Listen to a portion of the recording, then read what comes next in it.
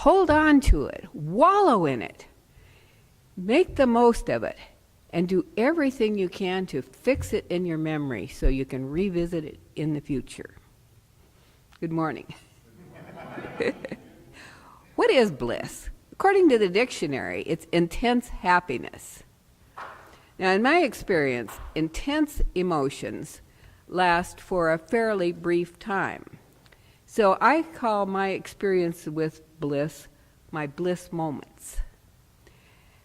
I started making a list of them when I was thinking about this talk, and I came up with quite a long list. And I discovered that nearly everything on that list relates either to my family, this church family, or to nature. So to me, it is obvious that those bliss moments are gifts from God. And when someone you love gives you a wonderful gift, you don't just play with it for a little while, then discard it. You enjoy it over and over again. And that's what I think we need to do with these bliss moments. Now, I have some experiences where I have done exactly that. The earliest bliss moment that I can remember occurred in August of 1945. I was 9.5 years old at the time. And I looked up from my hospital bed and saw my daddy walk into the children's ward at White Memorial Hospital. And I felt intense bliss. Now, the backstory on this is kind of long, but I think it's necessary to fill in the context. It started with an earache that wouldn't go away. My mother took me to the doctor, who lanced the ear, basically poking a small hole in the eardrum to relieve the pressure. That eased the pain for a while, but it came back. The second time that happened, and the pain came back again, the doctor said he couldn't do anything more for us, so he referred us to an ear, nose, and throat specialist in Los Angeles named Dr. Pat. My parents took me to Dr. Pat, who examined me, lanced the ear again to ease the pain. Then he asked the nurse to keep me amused while he spoke to my parents. He told them that I had mastoiditis, an infection in the mastoid cavity. That the mastoid is the rounded bone behind your ear. There's a cavity in there, and there was an infection in that cavity. He said the normal treatment for mastoiditis was to saw into the bone to drain out the infection.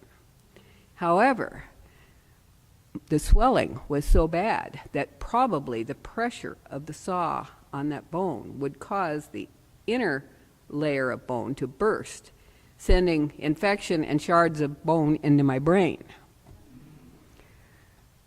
Unfortunately, he said, the swelling was so bad that if it continued the way it was going and nothing was done, that would probably happen anyway. However, there was a ray of hope. There was a drug that was being called a miracle drug. It had been around for a few years, but up until very recently, it had been reserved for military use only. However, since World War II was almost over, some of the drug had been released for civilian use. And he was on the staff of White Memorial Hospital, which had a supply of this drug. So he recommended that I be admitted to the hospital where I could get injections of it, with the hope that it would bring down the swelling enough to allow him to operate. He said it had worked wonders and saved thousands of lives during the war.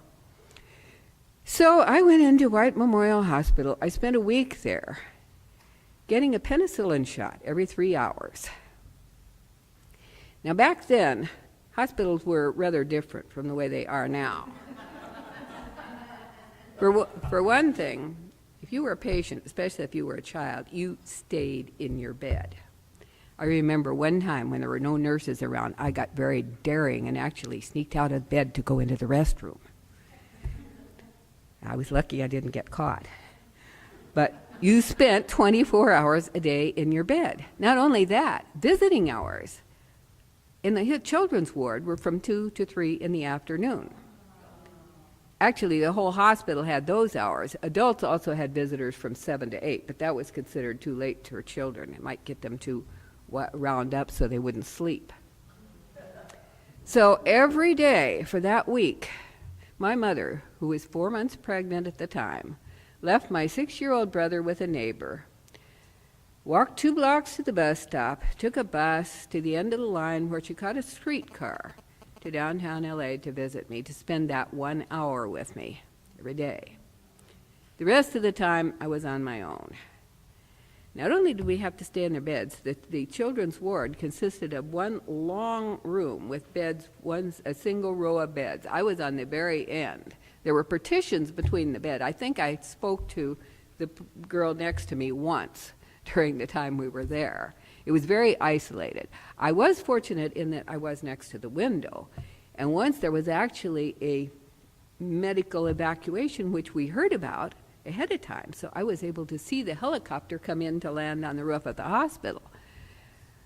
Up until the day my daddy walked in the room, that was the highlight of my visit, of my week in the hospital.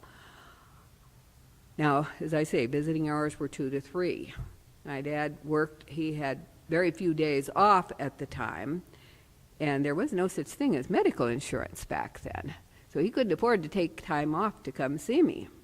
But one day, somehow, I don't know how he did it, and it was amazing because he was a very shy person. He was not the kind of person to push himself forward or demand favors, but he somehow managed to wangle permission to come in. So one evening about 5:30, I saw him walking into that ward, and it was the most wonderful thing that had ever happened to me in my life. I was just thrilled. I think he was only able to stay about 15 or 20 minutes, but he talked to me. He said the nurses told him I hadn't been eating well, which was true. The food was terrible. Well, it was mostly mush. There was nothing to chew on. They pureed everything. And he convinced me that I needed to eat so I could get strong enough to come home, so I could get some real food. So for the rest of the time that I was in the hospital, I relived that visit from him over and over again. So the last few days were not nearly as tedious as the first because I was reliving that bliss moment. Incidentally, I did a speech about this incident a couple of years ago, and before I made the speech, I consulted the Merck Manual, which is the doctor's reference book. And does anybody care to guess what the preferred treatment today for mastoiditis is? Penicillin. And I should mention that it did not take the swelling down so it could be operated on. It cured it completely, so I didn't have to have the operation.